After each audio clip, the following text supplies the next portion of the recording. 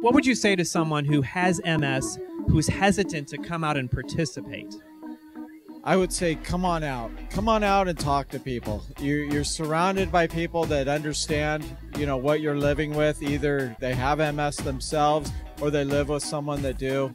And it's just encouraging to be surrounded by people that have an understanding of this disease. I think it's a neat experience. I think it's a nice way to change the outlook and change the way that you think about it. But it does affect everybody differently, and it's not this big scary thing. I've been to a few MS functions where you walk in the room and everybody is pretty impacted, and it's a little depressing, and it's not like that at all. And in fact, it's kind of empowering to be able to connect with so many people around this great cause, and that we're doing something to promote a cause, and I think that's a great thing.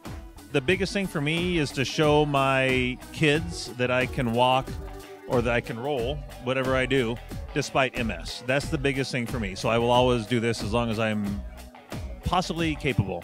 It's hard for me to talk to people that don't have MS because halfway through the conversation, I'm thinking they don't understand. They don't understand.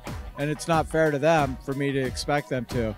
But you get two people together that have MS, and you can't separate them. It just, everything comes out.